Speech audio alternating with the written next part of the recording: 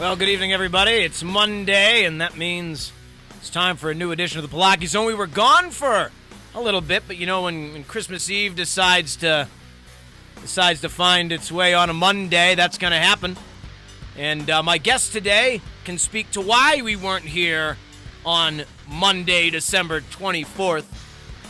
We've got the Sul Ross Sports Information Director back for the second time in the zone, Travis Hendricks. Travis, welcome back, buddy. Oh, it's great to be back, Derek. Back in the old chair, back in the old studio. It looks familiar, right? You were in Massachusetts, I think, for Christmas. Yes. I was in Branson, so we were a little, yeah. I mean, in our line of work, you got to take a breather when you can. Unfortunately, the coaches don't have that luxury, but we do. And we'll talk about it. But we talk about why we weren't here on Monday the 24th. I was in the air. I was about 35,000 feet in the air, but you were. It wouldn't matter where I was because there was certain programming going on. That's true. Yeah, that's the traditional Christmas Eve and Christmas Day. Ray Hendricks and all. Oh yeah. I still love the old NORAD Santa Claus notifications. Classic. Absolutely, gotta love it. But sports is what we're talking about. And Travis, last time we talked, I mean, we went on for forever about everything, but sports is back. Basketball is really the forefront of what's going on right now, and obviously we saw what happened last year with the men being ASC champions. The women had a little tougher of a season, but I'll tell you, their record is not indicative of the difference that this team is last year to this year. Oh, no, not at all. I think we've got some new personnel on the roster this year that has really helped us. You got Chandra Nunez. She's kind of the floor general out there, so to speak. There's just some fundamental things that they're doing different this year that's shown improvement. They rebound the ball better. Their shot selection is better. They've really. I won't say that they've turned a corner just yet, but I think they're on their way to doing that. Well, they move the ball better too, a lot quicker. Yep. Michaela Hamilton, Kaylee Diaz, smaller, shorter girls, but they also know how to drive when they need to, pass the ball, shoot the ball on the outside. We've seen the highlights online, and through stats and whatnot, you find out that it's such a different team from last year to this year. It really is. Oh, there is, and maybe Chandra aside, we don't necessarily have an increase in height or size, but you look at somebody like Kaylee Diaz or Michaela Hamilton, not afraid to go through traffic on a baseline drive or right down the paint there, and she's not afraid to draw a foul and go to the baseline. You love to see that kind of aggression in players, and they're freshmen too. Yeah. So. And they have 2 conference wins, yep. And 2 of them, of the losses to the Ozarks and to Louisiana College. Louisiana College was a little different. They made a comeback at the end. They were down big in the fourth, made a comeback, came up short. Ozarks, they were down just about the whole game. I believe it was the whole game. They never led, but deep into the fourth quarter, just kept chipping, getting 1, 2, just couldn't get that last basket to fall when they had a chance with 1 possession. But regardless, I mean, they're staying in most of these games. Well, they are. And go back to the December 30th game at Western New Mexico, a Division II opponent. These are scholarship players getting beat by 10 points. And again, that was a fourth quarter game. We played our best basketball in the fourth quarter, but we just need to find a way to start early, start that, come out the gate swinging, and hopefully it's just a matter of after that just maintaining the momentum. And we're not. I don't think we're quite there yet in terms of getting a good, strong, aggressive drive going. But I think once that happens, they'll find ways to keep that going through the third and fourth quarters. And it's Katie Novak, just her second season. Yeah. And she's had to deal with an overturn of a roster. We talked about it weeks and months ago, and it's a completely new look roster.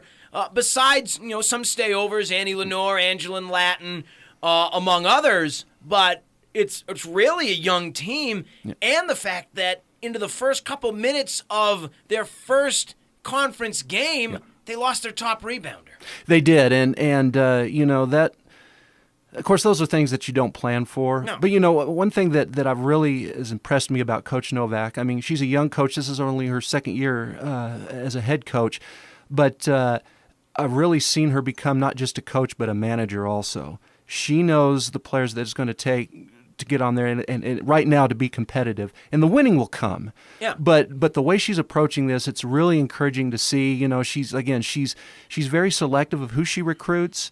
And again, last year it was her first head job. So she was trying to figure out how things work, how who's going to work for not just this season but next season, and she's done a tremendous job of that. Again, not just as a coach, but as a manager, so to speak, too. She knows exactly who those people are, the personnel that she's going to need to make for a successful program. And there's a comfort level with this team among the players.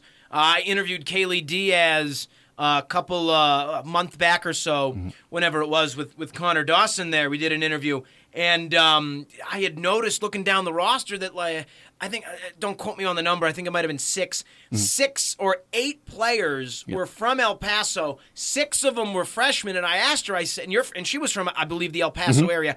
I said, how many of you actually know each other? She went, all of them. I was like, all of them. Whether they were a sophomore or a freshman, they all knew each other. And that's big. Well, it is. And again, I tip my hat to Coach Novak on that, because she understands the importance of recruiting West Texas talent. Yeah. And El Paso is a great market for us. It always has been in a lot of sports, but baseball and basketball have been really big for us. And now we're seeing it with soccer. But she's got a very good grasp of, we've got some kids from other parts of the state, but she has a very good grasp of the importance of recruiting regional talent to come play basketball at Sul Ross. And with Sul Ross, they lost Taylor Gass last year, who was, I'll go out and say, was their best player last year. I think you'd agree. Doubt. Absolutely. You lose somebody like that, and it was Katie Novak's first year coaching a senior who was probably the best player on the team last year. So you didn't get any stay over there from your best talent and then going in, and because it's tough to recruit, especially your first year. You don't know always what you're going to get, and a lot of the recruits from last year aren't here anymore. Right. And brought in a whole new bunch. And I mean, I see a lot of talent down the line, and we didn't see a lot of Kaylee Diaz in the beginning of the year. We didn't see a lot of Michaela Hamilton in the beginning of the year. Right. We're seeing them more and more now. Jessica Magallanes as well, and they're all filling a role, and I think merging well with Annie Lenore and Angela Latin. And sometimes the veterans are seeing fewer minutes, I guess, probably depending on the team. And you know better than I do, because most of the games have been on the road at this point. Ozarks, and you've gone to, where the heck have you? Let's talk about this for a second. California. You weren't in California. No, I was with Phoenix. But the teams you went to Phoenix, whether it be women or men, the Phoenix, and with the women, obvious, and men, you've been San Antonio with Trinity and Aurora, and we talk about a lot of that.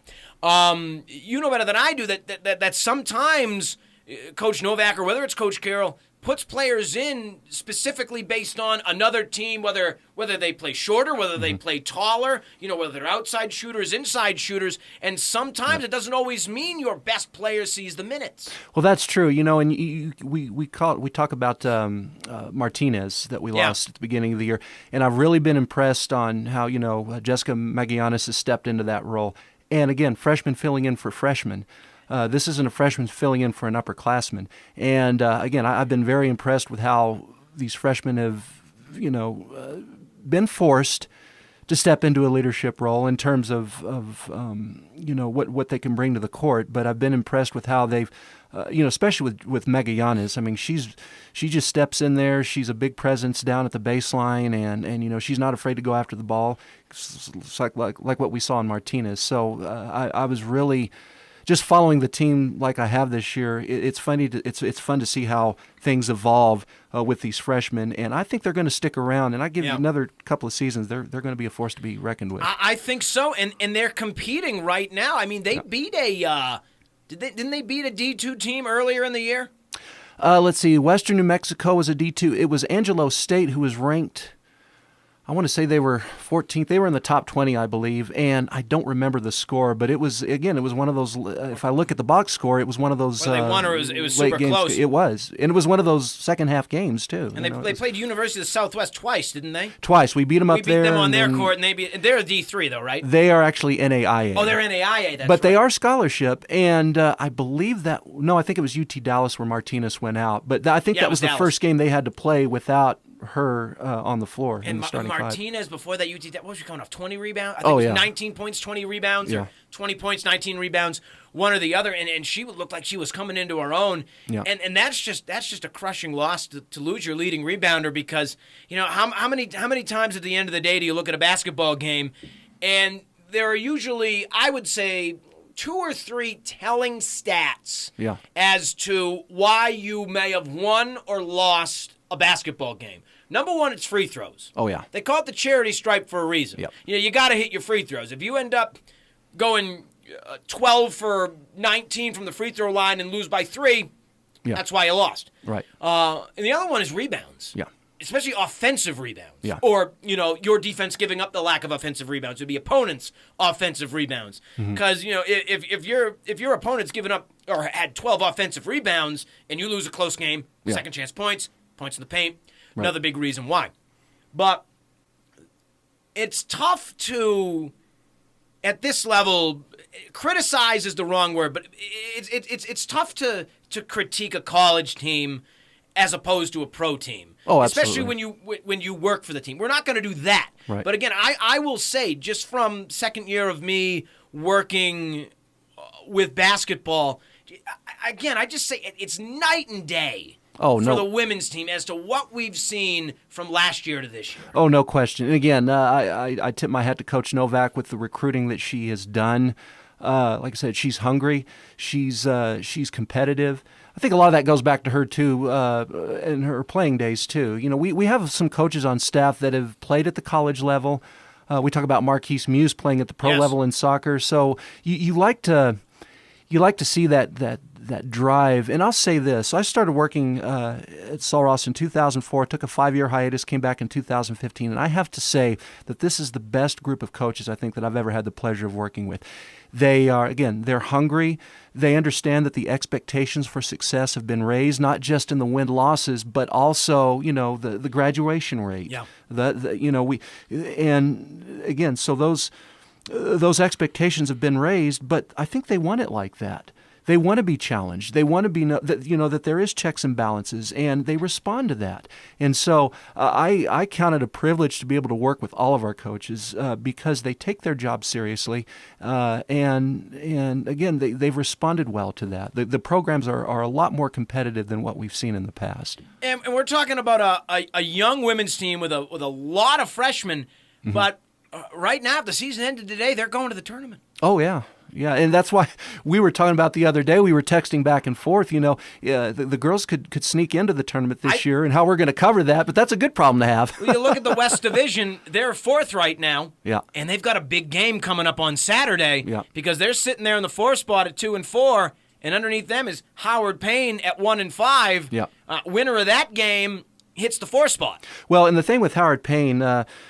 They're under a coach. They're under a new coach this year. Their coach last year was on that 07 or 08 team that won the national championship. There were some things that transpired there where she had to leave. So they're under a new helm this year.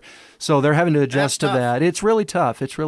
And so they're kind of Howard Payne's in a rebuilding year or a rebuilding kind of a era, kind of like what we are right now.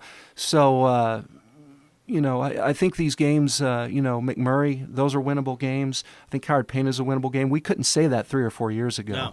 No. But we're getting into that time where, you have your ETBUs, you have your UT Tylers, you have your UT Dallases where they're loaded with height and they're loaded with depth.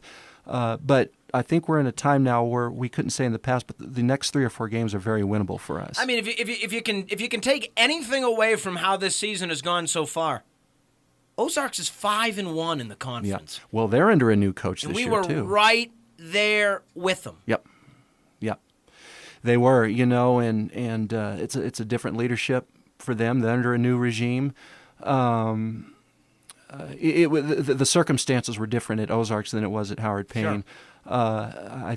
But they got a younger coach in there. She's got a lot of energy, and the coach they had, he was a great coach. He had his prime, but I think with coaches, the older you get, it's not that you lose your momentum, but it's like how much do I have left in the tank? You see that in all levels of sports, And so you get somebody new in there, and like I said, you really have seen a turnaround with the women's basketball program at Ozarks. For the Ozarks' sake, 5-1 in the conference doesn't happen by accident. No. And Lady Lobos were down 2 with, I think, 2.5 to go on their court, right in there.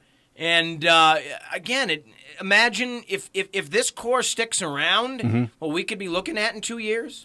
I think very possible. I think it's because again, Coach Novak understands the importance of retention. Yep. You have to be at a place like Sul Ross, no matter what sport. Yeah. And I think also the personnel that she's brought on board too is her GA this year, Rachel Beatty, a California native. The players have really responded well to her. So she's very cognitive of that. She's very aware that of trying to get the players to believe, look, we're going to taste some success, but right now let's just stick to the fundamentals. Let's be disciplined and be coachable too. Right. And so I think if you mix those ingredients together, they're going to have some chances to really succeed. It's looking good. It's looking good, I think. Mm-hmm. Quick break. We'll come back. We'll talk about the men's side right here on the Pollacchi Zone. Nice into Diaz, yes! Oh my! Kaylee Diaz with a beautiful touch layup on the pass. Avery for 3 from the wing. Yes, Cole Avery! Another 3 for 33. Lobos and Lady Lobos continue ASC play Saturday on the road in Brownwood against the Howard Payne Yellow Jackets. Lady Lobos tip off at 1 o'clock and the Lobos at 3 o'clock on KALP.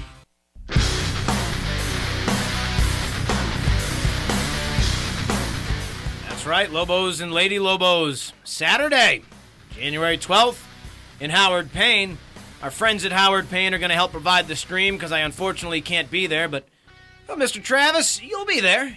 I'll be there. I'll have the camera going. I'll be there on the sideline, baseline, every other line you could think of. See you on the stream sometimes, getting the good footage. That's a scary thought. I try to stay away from the camera. So you dribbled a basketball one time when it tell came me you your didn't way. get that. I think I took a screenshot of it. I meant to send it to you. Was that Phoenix? I think that was Phoenix. No. It was just this last one. You were sitting there underneath, and ball came to you. You got the camera in one hand. You kind of pushed it a little bit. I wonder if that's the one I did a dribble handoff to Billy Ray Laxton, our trainer. Getting into the action. Why not? Yeah, you were a football player. You didn't play basketball, did you? Well, I was a punter, but that was about the extent of my athletic glory. Hey, I heard you were a good one.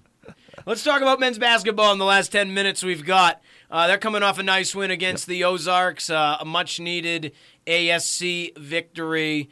I mean, I think they only dropped 3 or 4 ASC games all of last year, which is crazy to think. But new team, obviously, different pieces moving in. But I will tell you, we talk about women being night and day from last year to this year. Mm-hmm. You want to talk about just a progression of a season? Yeah.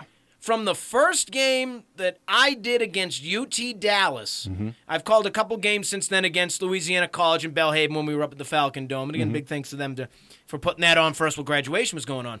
And then you watched, what happened in Phoenix, beating Alma, and then beating number 14. Beating number 14 Worcester in a comeback was an unbelievable game to watch. And then what they've been able to do since, I mean, they went up against a number 10 team and hung with them for, 3/4 of the game. But just the play that you saw from game against UT Dallas, let's call that game 1. They played earlier games. We'll call UT Dallas game 1 to what we saw against the Ozarks yesterday.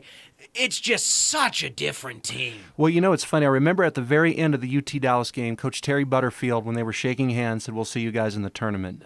So even though we didn't play our best basketball, I think even though our opponents recognized, hey, we got a slow start to the conference season, slow start to the season in general. Yeah. But this team has really started to show its own. You had the UT Tyler loss the other night. I think that's something that we want to put behind us. It's like what I heard Coach Carroll say late in the second half. He said, we got to learn from this one.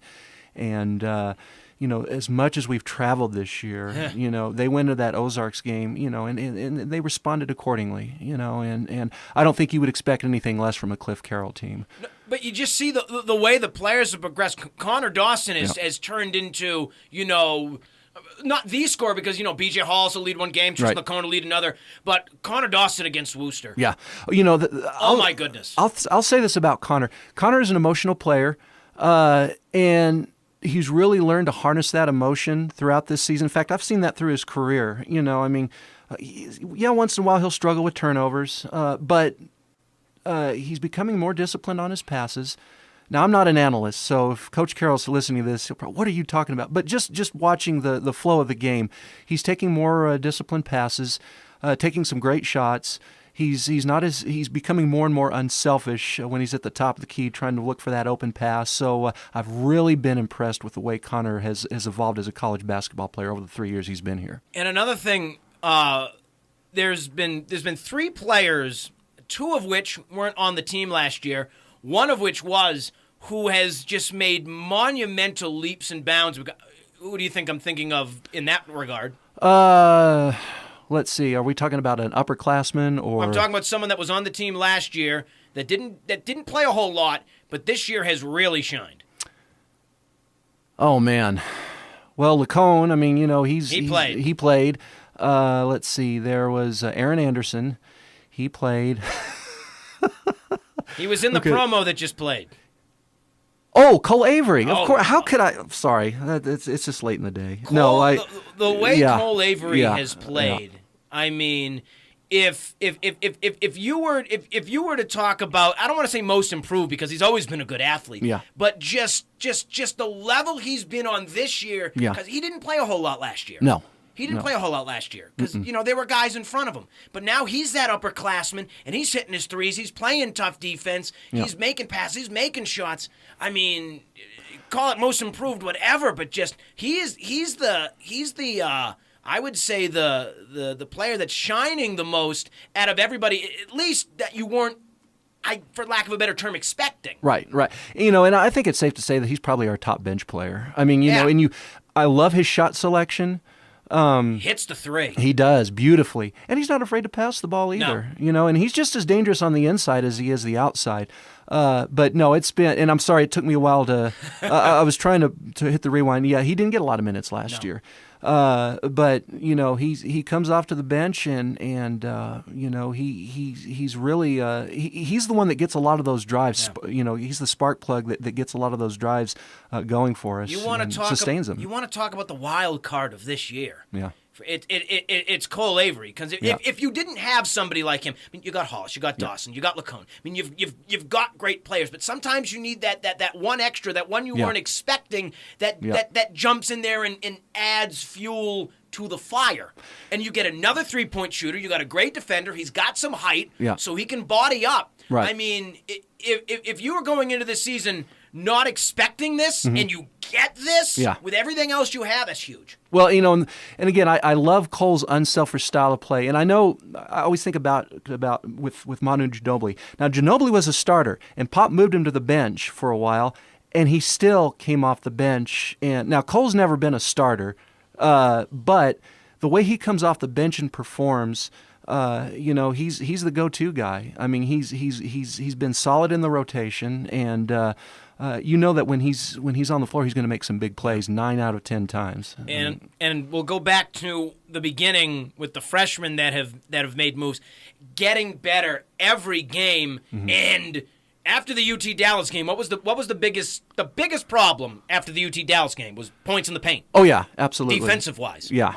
I mean, first ASC game for Jack Kirkpatrick and Braden Fry, and they didn't look lost, but it was new to them. They're freshmen. They're coming out of high school. This is new to them. Right. They have gotten better each and every game. Braden Fry, your 6'9" guy. Jack Kirkpatrick, your 6'7" guy. The progression that they have shown, not regression, not standing pat, just about every game it's been better and better and better.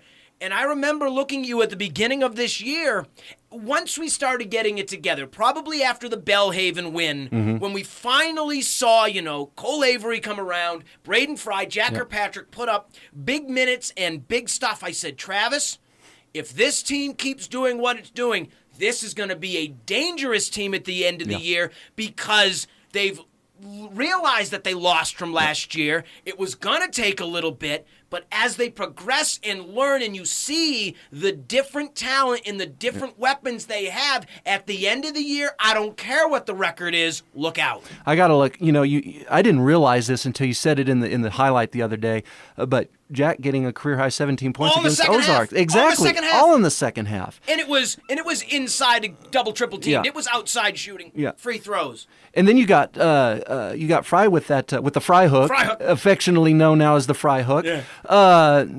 So and the thing is, I think Brain's going to. It's not that they're freshmen, but he's going to develop, I think, eventually that touch that Caleb Thomason had.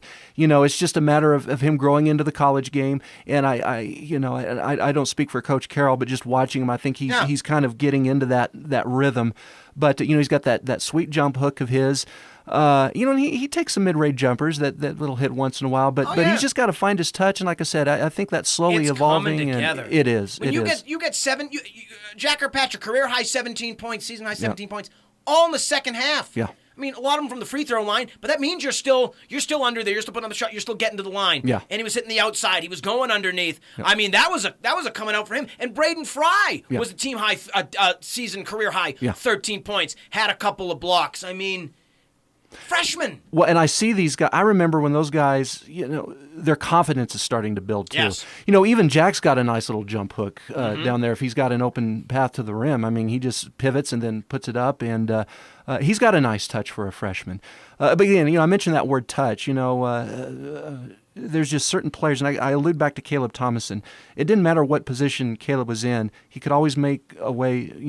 Sometimes he would do an over-the-shoulder deal, with the backboard, just bank it off the glass, and it would go in. So, and I see Jack and Braden getting to that point, and it's very promising to see what they're doing now. Here we are, a little over halfway through the season, and you've got two freshmen that are already hitting career highs. So, night and day, absolutely, from the beginning of the ASC season with UT Dallas to where we are now, and it's awesome to see. Yep. And again, I'll tell you, January 7th, 2019, I'll tell you, the progression that they keep going on at the end of the year, I don't care what the record is, this team's going to be dangerous. That's all you can look for, and that's all you can ask for in a team is, are we getting better? Again, if you're improving, you're becoming more disciplined. The winning will come eventually, but you just got to take care of business. And Travster, where does a half hour go? Oh, man, are we out of time already? Buddy. My goodness, 30 seconds left? We'll do it next time, buddy. Sounds good, Make brother. it longer next time. You got it, man. Thanks, Travis, again, You betcha. buddy. This has been the Pollacchi Zone. We'll see you next Monday.